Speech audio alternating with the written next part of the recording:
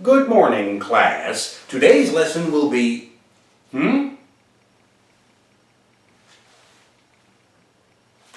That?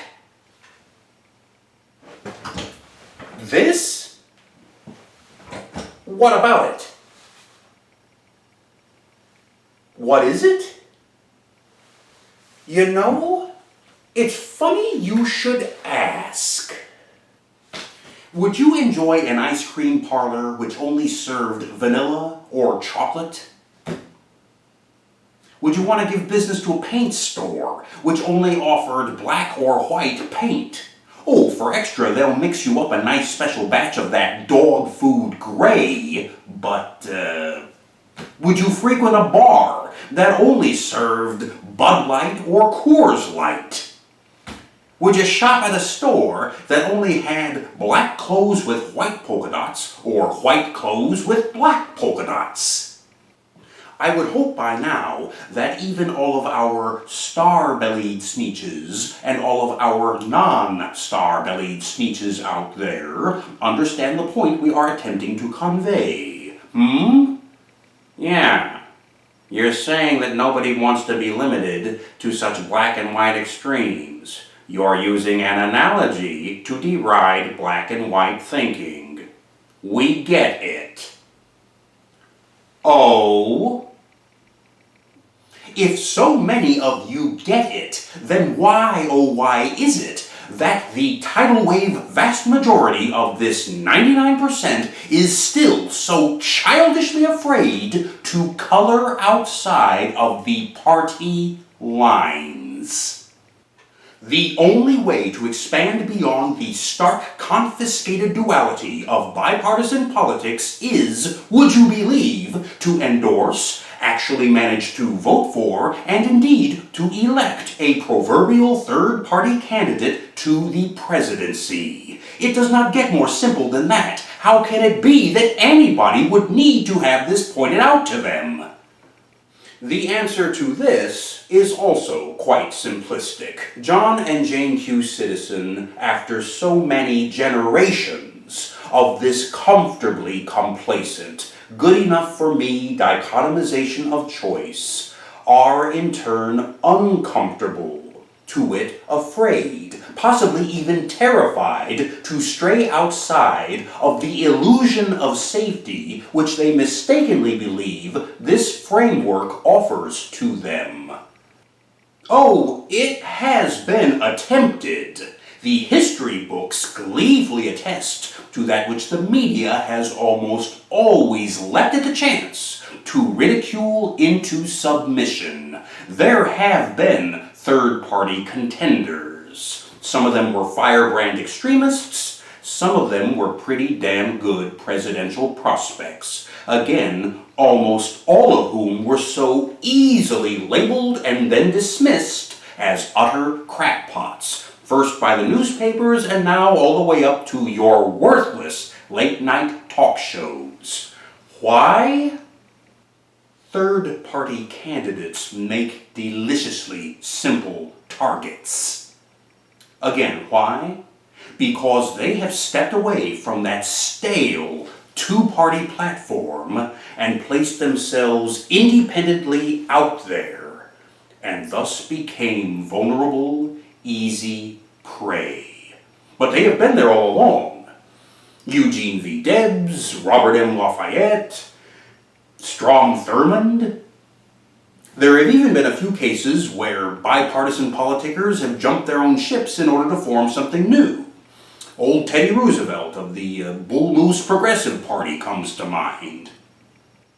The attempts are manifold, and to restate our premise here today, only when one of these third-party contenders breaks through that two-party barrier will you be able to progress as a nation. Now, even then, you still have to be careful.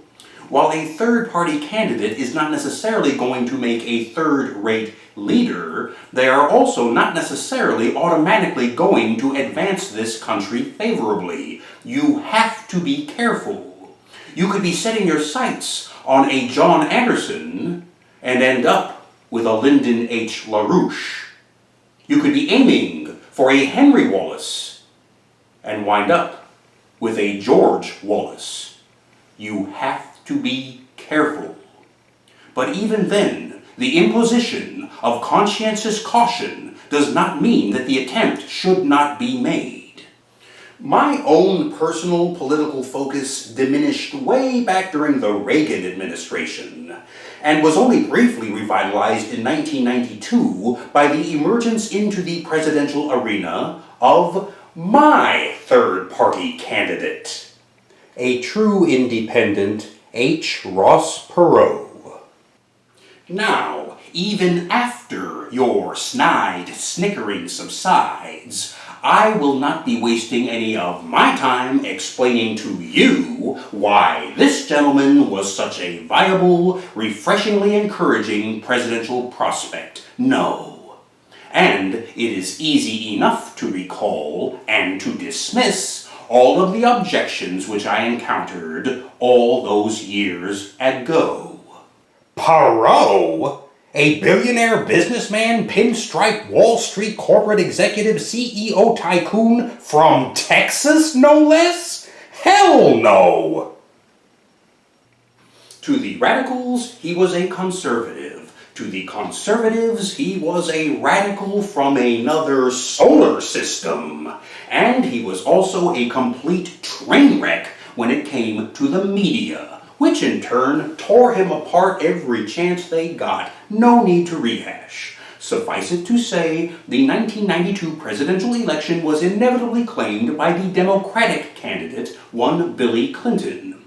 Which leads us to another point, minor, all the way back then, minor, but nevertheless significant, because of what it has in part led to today, all these years later. Bill Clinton won that election, no doubt, because he was the preferred candidate. He was younger and was perceived as a breath of fresh air. But there was one other underlying reason. Bill Clinton also won that election because he knows how to play the saxophone. Now, that is not necessarily where the phenomenon began. However, for all of your contemporary intents and purposes, it might as well be considered that milestone starting point for election by celebrity appeal, popularity contest dynamics, the cool kids club paradigm, Hollywood glitzed, MTV amped, American Idol idolatry. The newest form of political populism. Populism, the election of a populist. Do you know what that means, kiddies? Here. Let's look it up.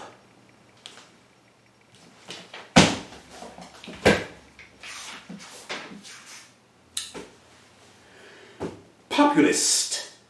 Any person who claims to represent the interests, views, or tastes of the common people, particularly as distinct from those of the rich or powerful, often applied to someone with demagogic tendencies. Oh my, no. Heavens, no. We would never elect somebody like that. Oh no. Perish the thought. And yet here is that juncture at which some responsibility must be borne. Now, it is only one of hundreds, perhaps even thousands of examples out there, and while I understand, while I accept, while I even concede that it was clearly meant as cynical, ironical, political satire, while I get that the concept of America was intentional political satire, while I know that, and you know that, just take a look at that tumbleweed tidal wave of Midwest Bible Belt silent majority peckerwoods who not only took and take it seriously, but straight up owned it. Owned it! In the same way that a bunch of inbred backwood degenerates heard the Randy Newman song Rednecks and then virtually adopted it as their national anthem. No, take some responsibility, kids, and while we are at it, I will do the same. I am an unapologetic advocate of the Mel Brooks old school of political satire myself, of defeating an enemy by way of comedy. And I will never say a word against that timeless champion of lampooning bigotry in all forms. But as regards a large cross-section of his audience, it is so easy, so gratifyingly easy to celebrate something, an idea, a witticism, and in doing so, promote it to the status of a culturally iconic mainstay. It's good to be the king. That's true. It is good to be the king. But when that mentality is bestowed upon a White House incumbent who thinks he is just that, the embodiment of the very thing that we the people were declaring our independence from in the first place, oh, hell no. Only, wait a moment. It's kind of too late because it sort of already has happened. He's already walking around saying that. What's this? Okay. We get it. Hell, we didn't need you to tell us. We already knew it all the time. We need to break that two-party stranglehold, break that bipartisan box, and elect a third-party president. We get it. We'll do it. We'll make it happen. Are you satisfied? Not quite. No, you see, because the creation of this presidential precedent, the precedent of having an unprecedented third-party candidate claim the Oval Office, has, in essence, already happened. Yeah, that's right. It's already taken place. This thing that I have been expounding upon today, yesterday, all along, this thing that I have been insisting must happen, already has. Who? What? Where? When? When? Apparently when you weren't looking. Let me ask you something. This incumbent, whose misconduct you have been subjected to for nearly 4 years now, is he a Democrat? No, most assuredly he is not. Well, then he must be a Republican, right? Yeah, that's it, a Republican. No, wrong. No, he is most assuredly not a Democrat. Neither is he a Republican.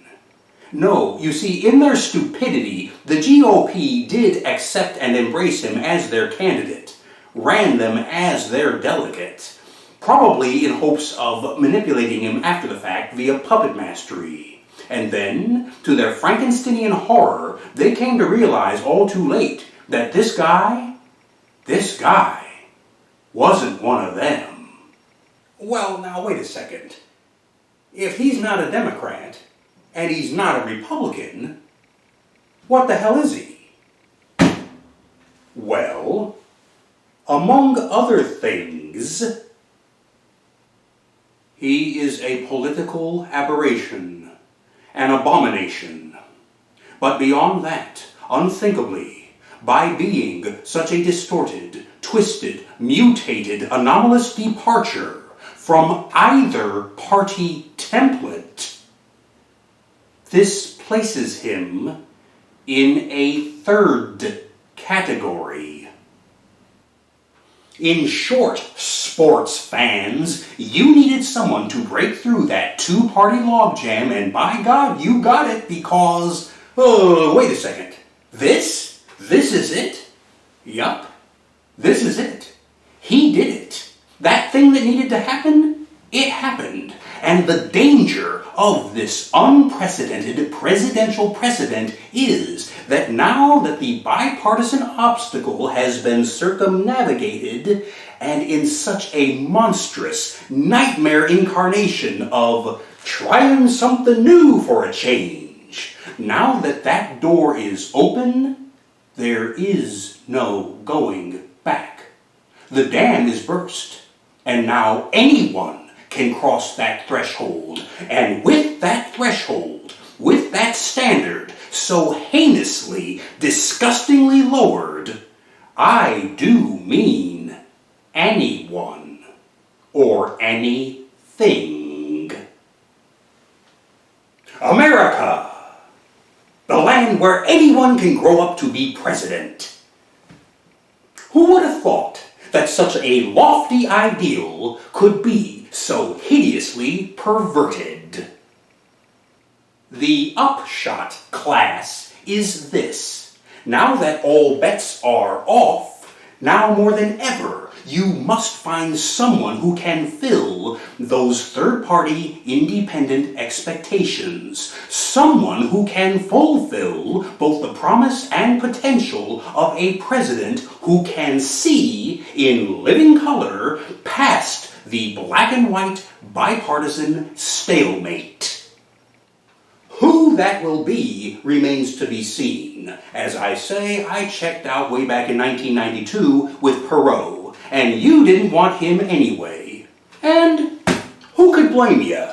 Nah, a self-made, successful billionaire businessman, a veteran of military service, a private citizen who took endless interest in the welfare of Americans here and abroad, and a benevolent philanthropist beyond measure? Nah, who would want that? Especially when you could have a silver-spooned, bankrupted, unsuccessful failure of a businessman billionaire who never served anyone but himself and his own self-interests. Ah, much better. Oh yeah, I stand corrected. Well done. Class dismissed.